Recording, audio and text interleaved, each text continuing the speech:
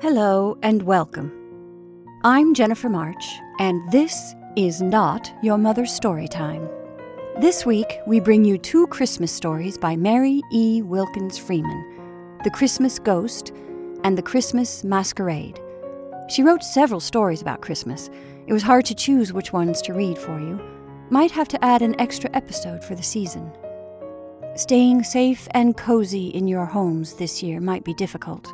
I hope these charming stories will make it a little easier. And now, The Christmas Ghost by Mary E. Wilkins Freeman. In front of Jane White's house, roared and surged, beating the rocky shores with unfailing tides, the great Atlantic. The waves floating an occasional fishing vessel were all that passed before her front windows. From gazing all her life at such stern and mighty passers, the woman's face had gotten a look of inflexible peace. Jane White looked as if she would always do her duty, but as if she would spare neither herself nor her friends if they came in the way, as if nothing could interpose between herself and her high-tide mark, not even her own happiness nor that of others. She was not an old woman, but she seemed to have settled into that stability of old age which comes before the final greatest change of all. Her days were absolutely monotonous. She lived alone. She kept her house in order. She made her simple garments. Always on Saturdays she harnessed her horse into the wagon and drove to the village 3 miles away for groceries. On Sundays she drove as regularly to church. These simple excursions, for bodily and spiritual food, were all that brightened her life. There were only 2 houses near hers. In one of them lived a bedridden old woman and her elderly son and daughter. In the other, David Gleason. The bedridden old woman and the son and daughter had not been on friendly terms with Jane for years, and they had not entered each other's houses. Sometimes Jane used to look down the road to the gray slant of the riding house, rising out of the hollow with a scowl of dissent. She could hate with vigor, in spite of the severe peace of her expression. There was a mighty grudge between them. Once the son, Thomas Riding, had paid attention to Jane White. That was in her mother's day. And Thomas's mother and sister had interfered and broken off the match. They had told stories as to Jane's temper and poor housekeeping, and the young man had believed them. He had ceased courting Jane, and she knew the reason. Once afterward, coming home from church, she had stopped her wagon in the narrow, sandy road beside the riding team, and taxed the mother and sister with it openly. Thomas had been driving his old gray horse. His mother and sister sat one on each side of him. That was before the old woman got the hurt which laid her up for life. Jane's mother sat at her left, quivering with resentment. She had been a wiry little woman with a fierce temper. "Whoa," said Jane to her horse. Then she spoke out her mind once for all to Sarah Riding and her mother. "I know just what you've said about me. You needn't think I don't," said she. "And it's all lies, every word of it," said her mother in a panting voice. "We've got ears, and we've heard the loud talkin' when the windows were open and the wind our way," Sarah Riding had replied, with a vicious click of thin lips. Sarah Riding was pretty, with a hard, sharp prettiness. "And we've seen the clothes on the line," said her mother. Mrs. Riding wore a false front, and that and her bonnet were grotesquely twisted to one side. "We ain't never had a word in our family betwixt us, and as for our clothes, I'd be ashamed to hang such looking things as yours be out on the line," panted Jane's mother. "We've got eyes and we've got ears," repeated Sarah Riding. "Then I should advise your mother to look in the glass when you get home, and set her wig and her bonnet straight," said Jane's mother unexpectedly. "Don't, Mother," whispered Jane. Then she shouted glang to her horse, as did Thomas Riding to his, but Jane passed him. Thomas had not spoke a word during the whole. He left the talking to the women. He had sat still, with his rather clumsy, good-humored face fixed on his horse's ears. He was a little flushed, Otherwise, he showed no sign of agitation. "Thomas riding is dreadful, wouldn't he, anyhow? You ain't missed much," Jane's mother had observed as they sped along the sandy road. Once she looked back and saw, with that glee over petty revenge which is often seen in an old woman who has lived a narrow life, old Mrs. Riding trying to straighten her front piece and her bonnet, which was trimmed with tall, nodding, purple flowers. "She'd better talk," said she. "She'd better get on her own bonnet and wig straight before she talks about other folks not being neat." "I most wish you hadn't said that," said Jane. "Why not? I'd like to know." "I wish you hadn't. It didn't have anything to do with it. It's like sticking in pins when folks have come at you with hammers." "I hope you ain't going to get cracked because Thomas Riding has jilted you," said her mother sharply. Jane laughed. "I ain't one of the kind to be cracked," said she. And she spoke the truth. She had taken the young man's attentions as a matter of course, very much as she had always taken the unfolding of the leaves in the spring.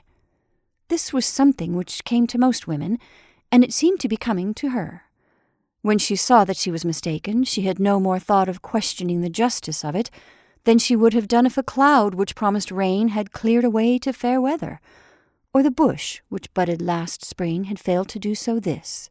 Matters of that kind she relegated entirely to a higher power, and it was the easier for her to do so, since Thomas Riding was not a young man to awaken easily any girl's imagination. He was such a solid, incontrovertible fact of clumsy flesh and blood and slowly, steadily working brain, that he could arouse only observation and acquiescence, never dreams.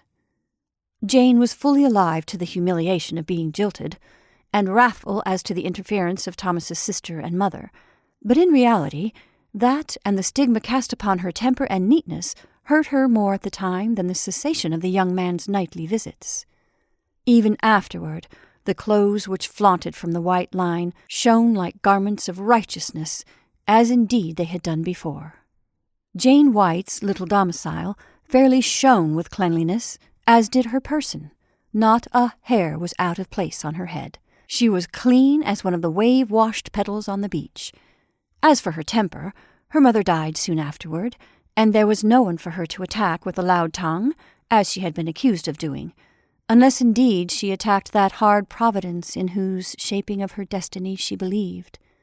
She was absolutely alone from one week's end to the other, since she and the Ridings never exchanged calls, and as for David Gleason, he was a single man, and many said an underwit, and he kept to himself, and never went into another house than his own, and Jane clearly could not call upon him. He was a small, fair-haired man who had come to the place and built his little shack some 10 years ago. Nobody knew from whence he came, nor anything about him. He seemed to be quiet and peaceable, and to have enough money for his simple needs, and the stigma of the underwit had somehow attached itself to him from his secrecy. People argued that a man would be likely to tell something to his credit if there was anything to tell, and as nobody could imagine him to be a criminal with such a physiognomy, they concluded that he must be lacking in his intellects. He was commonly said to be love-cracked.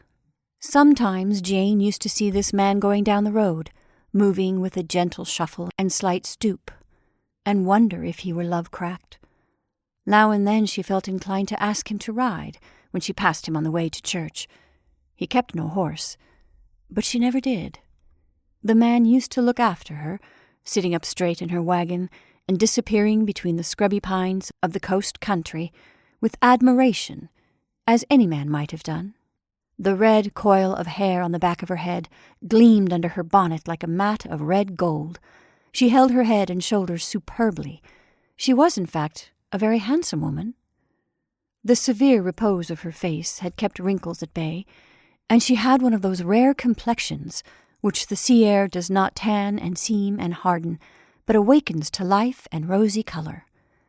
People used to say that there wasn't a young girl that went to church who was any handsomer than Jane White. Still, she had never had an opportunity to marry since Thomas Riding deserted her. Everybody, in fact, believed her to be a slovenly housekeeper and to have a bad temper. A fire of scandal is a hard thing to stamp out, as the sparks fly wide and kindle afar. Jane lived alone with a sort of rigid acquiescence to the will of the Lord, and a smouldering hatred of the human instruments who had brought it to pass. In spite of her severe calm of demeanor, she had the natural weaknesses and longings of her kind. There were times, as the years went on, when she longed for Thomas Riding to come again, as she had never longed at first. She was often afraid, alone in her house, especially in the winter time. She confessed her fears to no one, hardly to herself. "What good does it do to be afraid? I know I've got to live alone, and there's no way out of it," she said.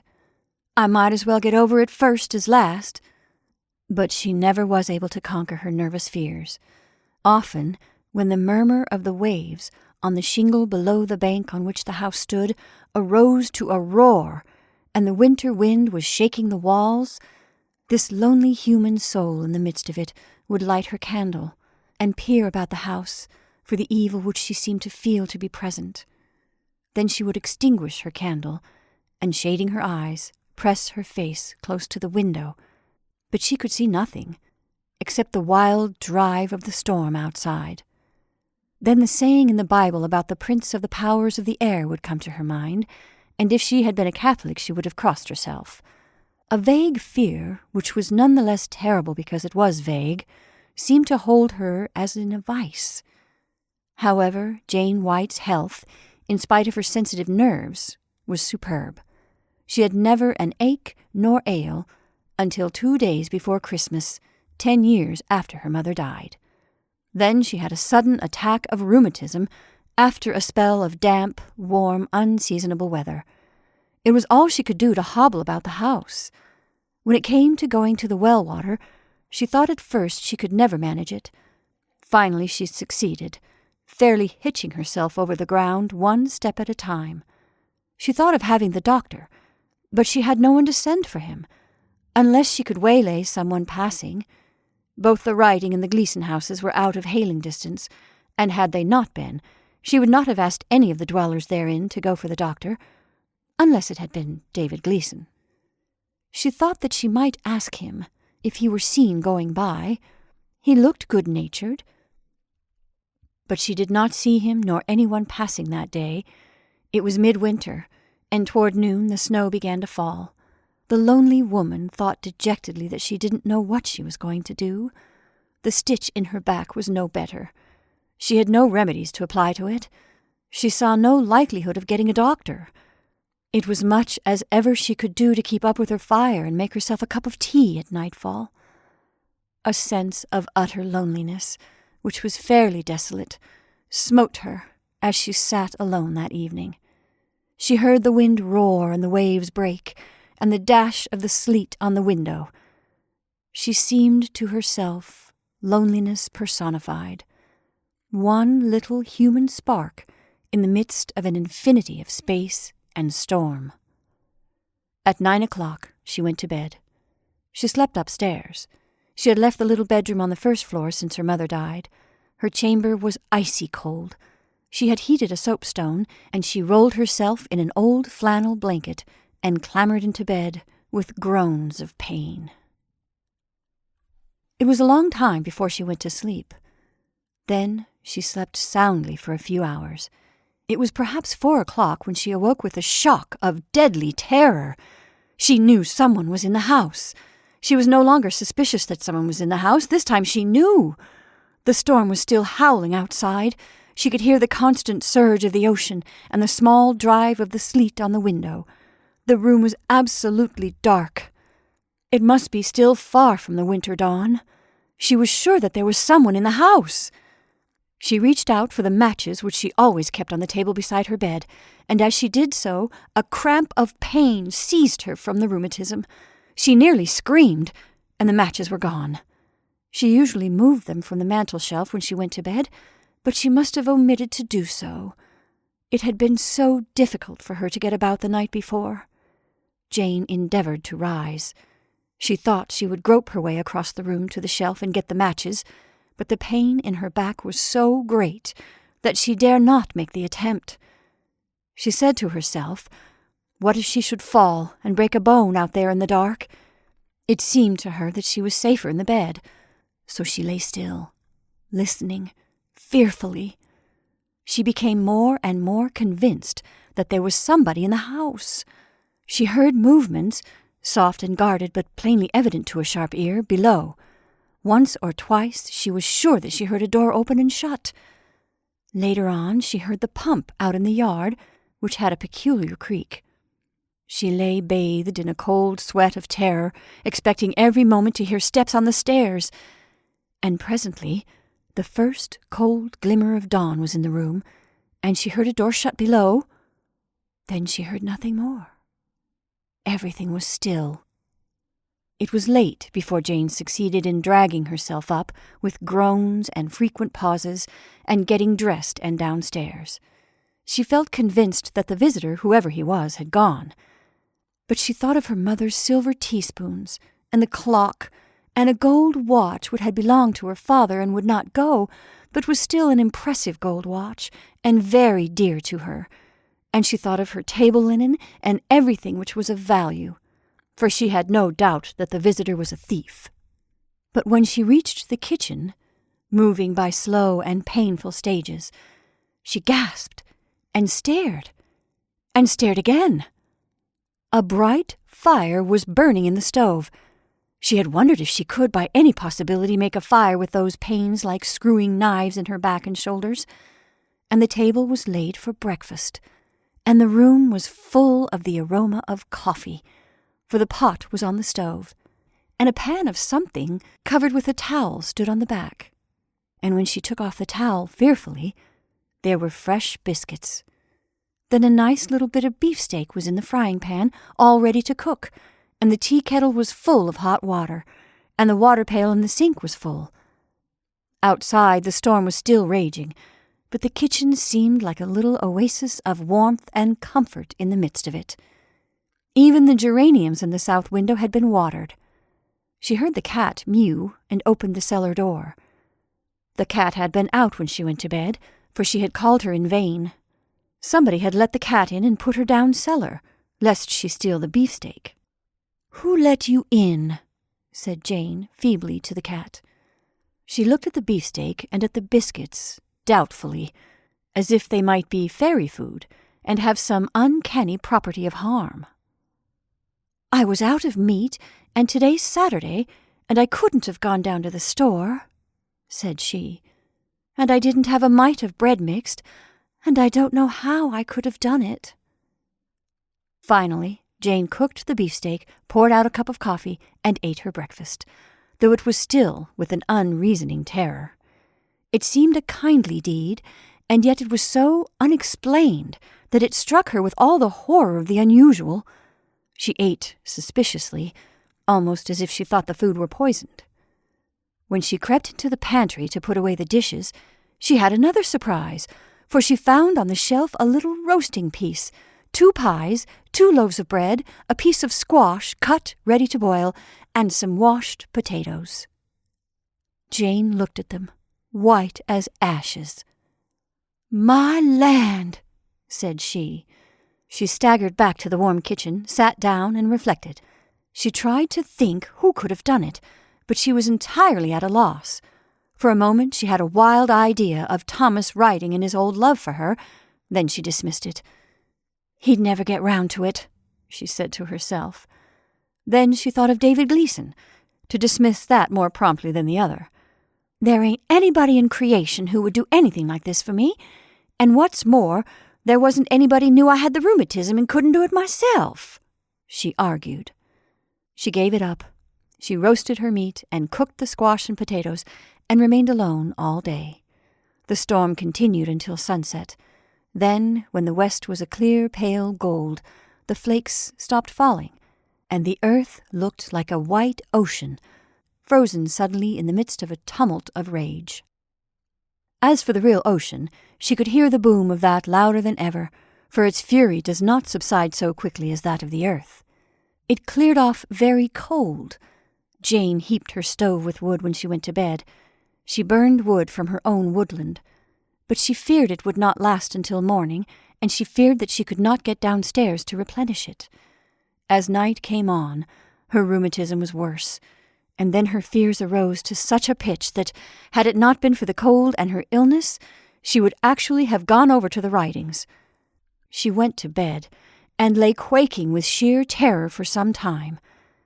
At last, all was still, and she fell asleep, to awaken as she had done the night before, at the sounds below. This time her matches were in reach. She struck one and lighted a candle. Then she pulled up the blanket with painful efforts and wrapped it around her. Then she crept out of bed. Along with the woman's timidity was a spirit of investigation. Had she been a man, she would have been afraid enough to make an excellent soldier. The battle would have been for her the only method of ridding herself of her panic. She could never have borne to cower behind breastworks. She crawled downstairs, feeling as if she were a stiff lay figure instead of herself. She planted her feet rigidly, as if they were wood. Every step was agony, but she kept on. At that moment, she was more terrified, if anything, to confront the stranger, because he had conferred benefits upon her, than if he had worked her harm. It would not have seemed so uncanny. In spite of her religious training, the thought of the supernatural was strong in the woman's mind. She thought of her mother, of her father, how they would have felt to know she was all alone, sick with rheumatism in the winter storm, and God knew what she thought next. When she opened the kitchen door, her face was ghastly, peering over her candle. The kitchen was lighted, the fire burning. She smelled coffee. It was later than she had thought, 5 o'clock in the morning. She had only a vision of a figure swiftly moving out of sight into the pantry. Then she sprang with a stab of pain to the pantry door and shot the bolt. She had a bolt on the pantry door, because the pantry window had no fastening, but she had never used it. After she fastened it, she heard the person who she had locked in trying to open that window, and said to herself grimly that he could not do it. The north window must be frozen down so hard that it would be impossible to stir it without hot water. The man, whoever he was, she was sure it was a man, there had been no flirt of feminine skirts on that flying figure, must have come in through the cellar. The bulkhead had never been locked, for Jane and her mother, reasoning with the innocent fatuity of some women, had always said, "Nobody will ever think of coming through the cellar." The person whom Jane had locked in the pantry did not pound or try to get out. Finally, she took the carving knife from the table. He had been slicing some sausage for her breakfast, apparently, and she went to the pantry door and leaned her head toward it, curving her body at a careful distance. "Who be you?" said she. There was no response. Then she spoke again. "Who be you?" "A well-wisher," came in a feeble voice from the pantry. Then a cold shiver ran again over the woman. Again the supernatural terror reasserted itself. It was much more alarming that a well-wisher should come to her house and do these kindly deeds for her on this wicked earth the night before Christmas. She remembered with an additional shiver that Christmas Day was dawning. Then a burglar. She went over to the kitchen door and stood there, all ready to run should the person in the pantry make a motion to escape. She kept her eyes riveted on the pantry door. She made up her mind that as soon as it was light enough, she would go for the Ridings, no matter how they treated her in times gone by. It seemed to her that the full day would never come. But at last the light broadened and deepened over the blue hollows and white crests of snow, and then she saw that a nice path was dug from her door to the well. "My land," said she. She took a shawl off the peg, wrapped it around her, putting one corner over her head, succeeded after many painful efforts to get into her rubbers, and was about to set out when she caught a glimpse of a man's figure driving down the road. It was David Gleason going for his milk, which he got from a farmhouse 2 miles toward the village. Jane crept out in the yard a little way and called. He heard her and came shuffling toward her in a light spray of snow. He had a mild, pleasant face, but Jane, after the prevalent report as to the state of his intellects, felt a little afraid to ask him into the house. "You go to the Ridings and ask Sarah and Thomas to come right over here as fast as they can," said she. She was almost crying. David Gleason looked at her anxiously. "Anything the trouble? Anything I can do?" he began, but she interrupted him. Go as quickly as you can, said she. She was almost hysterical. It seemed to her an age before she saw David Gleason plod into the writing house, and presently he and Sarah, not Thomas, emerge. Where in the world is Thomas? She thought. What good can a woman do? She was glad to see Gleason returning with Sarah. She thought she would not be afraid of Gleason if Sarah were with him, and nobody knew what was in the pantry. Jane met them at the door. Suddenly her rheumatism seemed better. She moved quite easily. Sarah Riding looked at her half alarmed, half indignant. "What is the matter, Jane White?" said she. "There's something in the house," replied Jane in an awful voice, and the other woman turned pale. "What do you mean?" "There's something in the house. It came last night and made up the fire and got breakfast and got the water and brought roast meat and bread, and it came again tonight, and I came down and I locked it in the pantry." "Did you see it?" asked Sarah, quivering. She grasped Jane's arm hard. The two old enemies fairly clung together, drawn by mutual terror. But David Gleason went close to the pantry door. "It wasn't a woman, I know that," gasped Jane. "Who's in there?" cried David Gleason. There was no reply. "It told me once it was a well-wisher," said Jane, and Sarah Riding trembled like a leaf. The reply struck her as much as it had done Jane. Well-wishers abroad in the deadly cold of winter morning might well arouse terror. Oh dear, I wish Thomas was here," cried Sarah. "I couldn't find him nowheres. I don't know, but something has got him. Oh dear." "Who's in there?" demanded David Gleason. He had a firm voice for such a small, slight man. "He ain't any more half-wit than I be," thought Sarah Riding. Then the voice replied again, but with a trifle more emphasis. "A well-wisher." Both women started. "It's Thomas!" cried Sarah Riding. Then she flew to the pantry door and unbolted it. "Thomas Riding, what you be doing here?" she demanded. "Be you gone crazy?" Thomas Riding, emerging from the cold blue depths of the frozen pantry, looked at once shamefaced and self-assertive. "You needn't say a word, Sarah," said he. "I saw her having such hard work to get out to the well yesterday morning, and I knew she'd got the rheumatism, and when the storm begun and I thought of her all alone over here, I couldn't stand it, and—" He went on, his voice gathering firmness in spite of an agitation which made him tremble from head to foot. I know it was all a lie you and Mother told about her not being a good housekeeper. There it was, neat as wax here, and she laid up with the rheumatism too. And as for her bad temper, anybody that can get around at all with the rheumatism and not say anything to be sorry for hasn't got much temper. And I wouldn't have minded one mite if she had." "I should think you'd gone crazy," said Sarah scornfully, and yet her voice softened. Thomas looked pitifully at Jane. "It don't seem as if I could stand having you live here alone any longer," he said brokenly, as if his unhappiness over her loneliness were the only thing to be considered. It was the refinement of masculine selfishness. But Jane liked it. "I didn't know you thought so much of me, Thomas," said she. Then her face flamed. "Well, I haven't got anything to say. You must suit yourself," Sarah said, still in that softened voice. Then she and Gleason went out. Thomas Riding approached Jane and put his arm around her.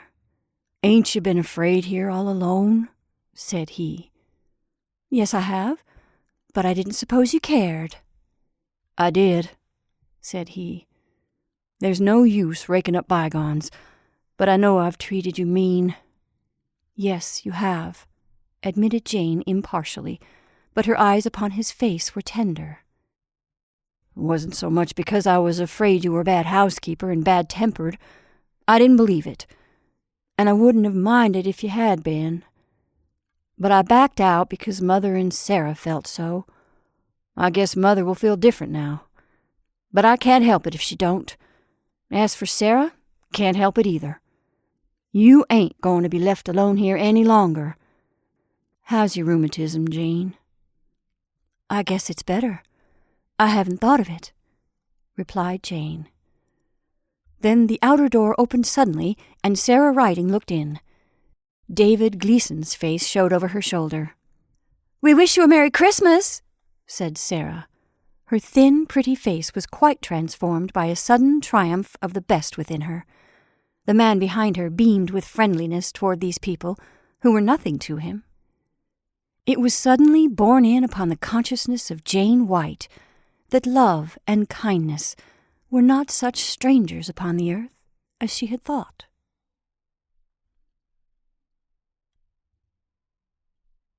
And now, the Christmas Masquerade. On Christmas Eve, the mayor's stately mansion presented a beautiful appearance. There were rows of different-colored wax candles burning in every window, and beyond them one could see the chandeliers of gold and crystal blazing with light. The fiddles were squeaking merrily, and lovely little forms flew past the windows in time to the music. There were gorgeous carpets laid from the door to the street, and carriages were constantly arriving, and fresh guests tripped over them. They were all children. The mayor was giving a Christmas masquerade tonight to all the children in the city, the poor as well as the rich. The preparation for this ball had been making an immense sensation for the last 3 months. Placards had been up in the most conspicuous points in the city, and all the daily newspapers had had at least a column devoted to it, headed with "The Mayor's Christmas Masquerade" in very large letters. The mayor had promised to defray the expenses of all the poor children whose parents were unable to do so, and the bills for their costumes were directed to be sent in to him. Of course, there was great excitement among the regular costumers of the city, and they all resolved to vie with one another in being most popular and the best patronized on this gala occasion. But the placards and the notices had not been out a week before a new costumer appeared who cast all the others into the shade directly. He set up his shop on the corner of one of the principal streets and hung up his beautiful costumes in the windows. He was a little fellow, not much bigger than a boy of 10. His cheeks were as red as roses, and he had on a long curly wig as white as snow. He wore a suit of crimson velvet knee breeches and a little swallow-tailed coat with beautiful golden buttons. Deep lace ruffles fell over his slender white hands, and he wore elegant knee-buckles of glittering stones. He sat on a high stool behind his counter and served his customers himself. He kept no clerk. It did not take the children long to discover what beautiful things he had, and how superior he was to the other costumers, and they began to flock to his shop immediately, from the mayor's daughter to the poor rag-pickers. The children were to select their own costumes. The mayor had stipulated that. It was to be a children's ball in every sense of the word. So they decided to be fairies and shepherdesses and princesses, according to their own fancies, and this new costumer had charming costumes to suit them. It was noticeable that, for the most part, the children of the rich, who had always had everything they desired, would choose the parts of goose-girls and peasants and such like, and the poor children jumped eagerly at the chance of being princesses or fairies for a few hours in their miserable lives. When Christmas Eve came, and the children flocked into the mayor's mansion, whether it was owing to the costumer's art or their own adaptation to the characters they had chosen, it was wonderful how lifelike their representations were. Those little fairies in their short skirts of silk and gauze, in which golden sparkles appeared as they moved with their funny little gossamer wings, like butterflies, looked like real fairies. It did not seem possible when they floated around to the music, half supported on the tips of their dainty toes, half by their filmy purple wings, their delicate bodies swaying in time, that they could be anything but fairies. It seemed absurd to imagine that they were Johnny Mullins, the washerwoman's son, and Polly Flinders, the charwoman's little girl, and so on. The mayor's daughter, who had chosen the character of Goose Girl, looked like a true one, that one could hardly dream she ever was anything else. She was ordinarily a slender, dainty little lady, rather tall for her age. She now looked very short and stubbed and brown. just as if she had been accustomed to tend geese in all sorts of weather. It was so with all the others, the Red Riding Hoods, the princesses, the Bo Peeps, and with every one of the characters who came to the mayor's ball. Red Riding Hood looked around with big, frightened eyes, all ready to spy the wolf, and carried her little pat of butter and pot of honey gingerly in her basket. Bo Peep's eyes looked red with weeping for the loss of her sheep, and the princesses swept about so grandly in their splendid brocaded trains, and held their crowned heads so high that people half believed them to be true princesses. But there was never anything like the fun at the mayor's Christmas ball.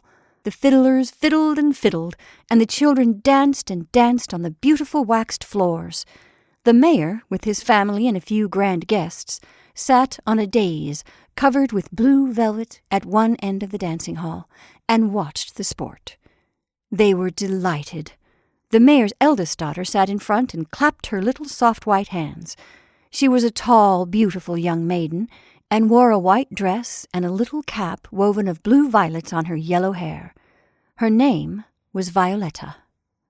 The supper was served at midnight, and such a supper!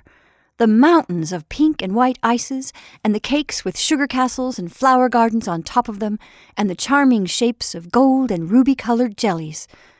There were wonderful bonbons, which even the mayor's daughter did not have every day, and all sorts of fruit, fresh and candied.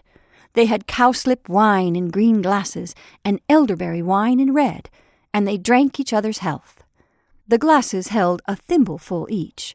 The mayor's wife thought that was all the wine they ought to have.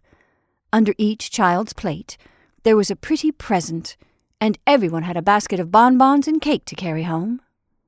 At 4 o'clock the fiddlers put up their fiddles, and the children went home.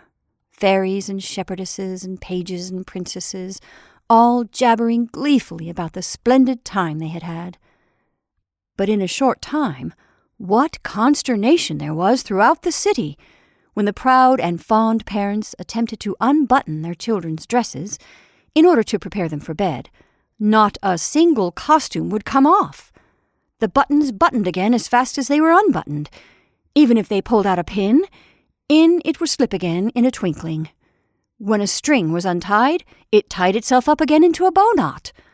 The parents were dreadfully frightened, but the children were so tired out, they finally let them go to bed in their fancy costumes, and thought perhaps they would come off better in the morning. So Red Riding Hood went to bed in her little red cloak, holding fast to her basket of dainties for her grandmother, and Bo Peep slept with her crook in her hand. The children all went to bed readily enough. They were so very tired, even though they had to go in this strange array. All but the fairies. They danced and pirouetted and would not be still. "We want to swing on the blades of grass," they kept saying, "and play hide-and-seek in the lily cups, and take a nap between the leaves of the roses." The poor charwoman and coal-heavers, whose children the fairies were for the most part, stared at them in great distress. They did not know what to do with these radiant, frisky little creatures into which their Johnnies and their Pollys and Betsies were so suddenly transformed. But the fairies went to bed quietly enough when daylight came, and were soon fast asleep. There was no further trouble till 12 o'clock, when all the children woke up. Then a great wave of alarm spread over the city. Not one of the costumes would come off then. The buttons buttoned as fast as they were unbuttoned, the pins quilted themselves in as fast as they were pulled out, and the strings flew around like lightning and twisted themselves into bow knots as fast as they were untied. And that was not the worst of it. Every one of the children seemed to have become, in reality, the character which he or she had assumed. The mayor's daughter declared she was going to tend her sheep out in the pasture, and the shepherdesses sprang out of their little beds of down, throwing aside their silken quilts, and cried that they must go out and watch the sheep. The princesses jumped up from their straw pallets and wanted to go to court, and all the rest of them likewise. Poor little Red Riding Hood sobbed and sobbed because she couldn't go and carry her basket to grandmother, and as she didn't have any grandmother, she couldn't go, of course, and her parents were very much doubled. It was all so mysterious and dreadful. The news spread very rapidly over the city, and soon a great crowd gathered around the new costumer's shop, for everyone thought he must be responsible for all this mischief. The shop door was locked, but they soon battered it down with stones. When they rushed in, the costumer was not there. He had disappeared with all his wares. Then they did not know what to do. But it was evident they must do something before long, for the state of affairs was growing worse and worse. The mayor's little daughter braced her back up against the tapestried wall and planted her 2 feet in their thick shoes firmly. "I will go and tend my geese," she kept crying. "I won't eat my breakfast. I won't go out in the park. I won't go to school. I'm going to tend my geese. I will, I will, I will."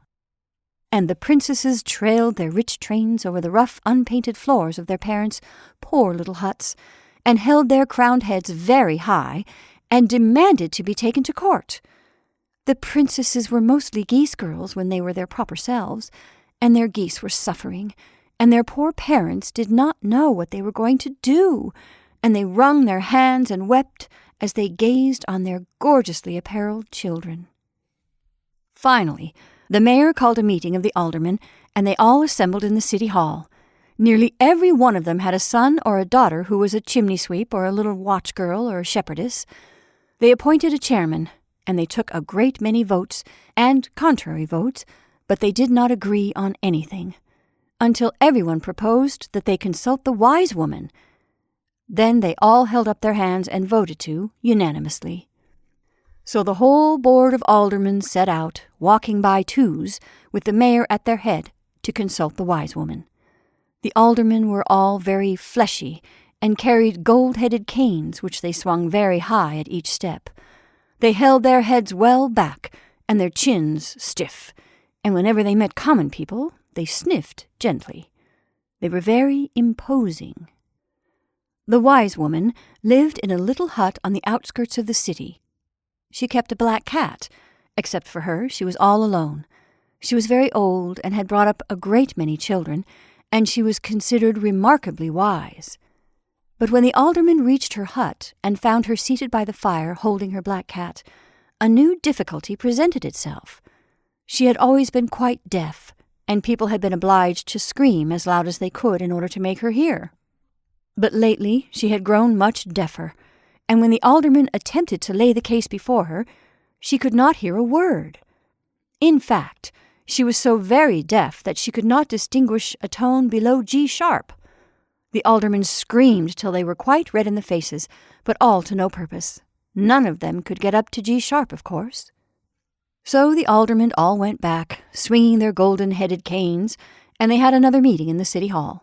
Then they decided to send the highest soprano singer in the church choir to the wise woman. She could sing up to the G sharp just as easy as not.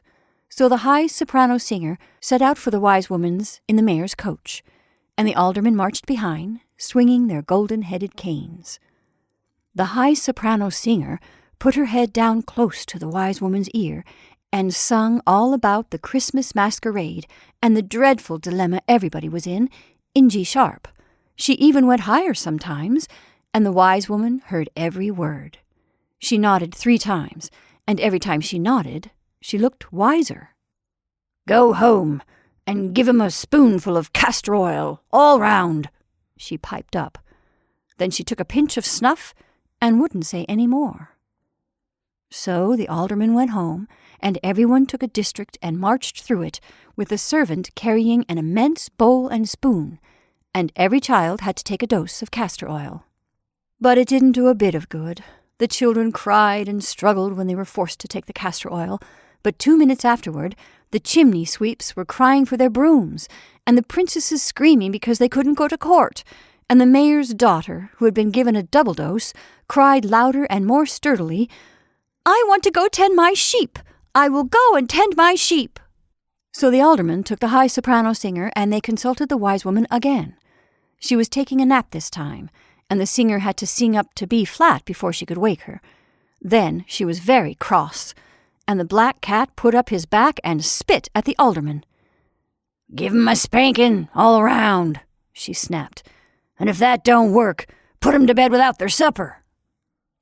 Then the alderman marched back to try that, and all the children in the city were spanked, and when that didn't do any good, they were put to bed without any supper. But the next morning, when they woke up, they were worse than ever. The mayor and aldermen were very indignant, and considered that they had been imposed upon and insulted. So they set out for the wise woman again, with the high soprano singer. She sang in G sharp how the alderman and the mayor considered her an impostor, and did not think she was wise at all, and they wished her to take her black cat and move beyond the limits of the city. She sang it beautifully. It sounded like the very finest Italian opera music. "Dearie me," piped the old wise woman when she had finished. "How very grand these gentlemen are." Her cat put up his back and spit. "5 times 1 black cat are 5 black cats," said the wise woman, and directly there were 5 black cats spitting and meowling. "5 times 5 black cats are 25 black cats." And then there were 25 of the angry little beasts. "5 times 25 black cats are 125 black cats," added the wise woman with a chuckle. Then the mayor and the alderman and the high soprano singer fled precipitously out the door and back to the city. 125 black cats had seemed to fill the wise woman's hut full, and when they all spit and meowed together, it was dreadful. The visitors could not wait for her to multiply black cats any longer. As winter wore on and spring came, the condition of things grew more intolerable. Physicians had been consulted, who advised that the children should be allowed to follow their own bents, for fear of injury to their constitutions.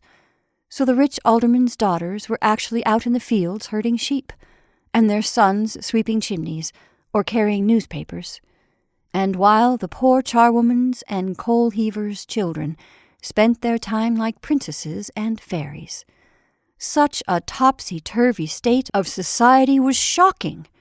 While the mayor's little daughter was tending sheep out in the meadow like any common goose girl, her pretty elder sister Violetta felt very sad about it, and used often to cast about in her mind for some way of relief.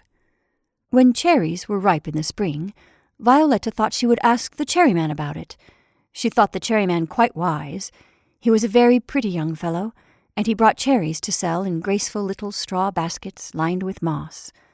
So she stood in the kitchen door one morning and told him all about the great trouble that had come upon the city. He listened in great astonishment. He had never heard of it before. He lived several miles out in the country. "How did the costumer look?" he asked respectfully. He thought Violetta the most beautiful lady on earth. Then Violetta described the costumer and told him of the unavailing attempts they had made to find him. There were a great many detectives out, constantly at work. "I know where he is," said the cherryman. "He's put up in one of my cherry trees. He's been living there ever since cherries were ripe, and he won't come down." Then Violetta ran and told her father in great excitement, and he at once called a meeting of the aldermen, and in a few hours half the city was on the road to the cherryman's. He had a beautiful orchard of cherry trees, all laden with fruit, and sure enough, one of the largest, way up amongst the topmost branches, sat the costumer in his red velvet and short clothes, and his diamond knee-buckles.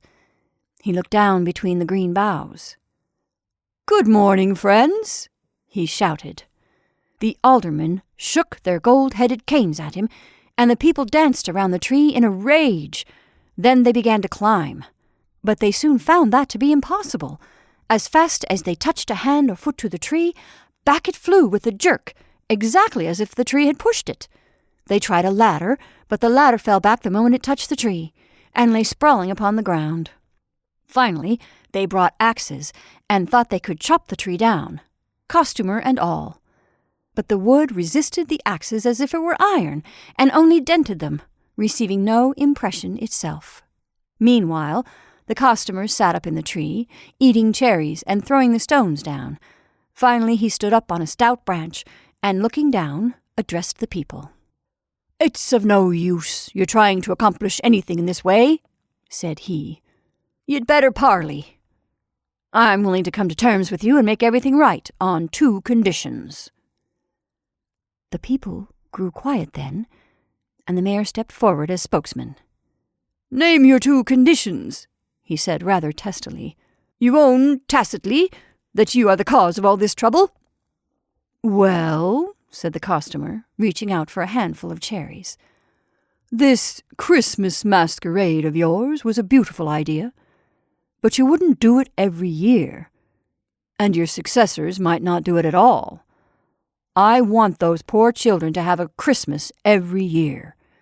My first condition is that every poor child in the city hangs its stocking for gifts in City Hall on every Christmas Eve, and gets it filled, too. I want the resolution filed and put away in the city archives." "We agree to the first condition," cried the people with one voice, without waiting for the mayor and the aldermen. "The second condition," said the costumer, "is that this good young cherryman here has the mayor's daughter Violetta for his wife. He has been kind to me, letting me live in this cherry tree and eat his cherries, and I want to reward him." "We consent," cried all the people, but the mayor, though he was so generous, was a proud man. "I will not consent to the second condition," he cried angrily. "Very well," replied the costumer, picking some more cherries. "Then your youngest daughter tends geese the rest of her life. That's all." The mayor was in great distress, but the thought of his youngest daughter being a goose girl all her life was too much for him. He gave in at last. "Now, go home and take the costumes off your children," said the costumer, "and leave me in peace to eat cherries." Then the people hastened back to the city and found to their great delight that the costumes would come off. The pins stayed out, the buttons stayed unbuttoned, and the strings stayed untied. The children were dressed in their own proper clothes and were their own proper selves once more. The shepherdesses and chimney-sweeps came home, and were washed and dressed in silks and velvets, and went to embroidering and playing lawn tennis. And the princesses and the fairies put on their own suitable dresses, and went about their useful employments. There was great rejoicing in every home. Violetta thought she had never been so happy, now that her dear little sister was no longer a goose girl, but her own dainty little lady self.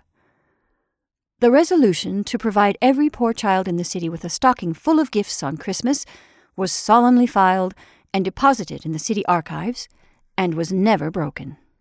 Violetta was married to the cherryman, and all the children came to the wedding, and strewed flowers in her path, till her feet were quite hidden in them. The costumer had mysteriously disappeared from the cherry tree the night before, but he left at the foot some beautiful wedding presents for the bride, a silver service with a pattern of cherries engraved on it, and a set of china with cherries on it, hand-painted, and a white satin robe embroidered with cherries down the front.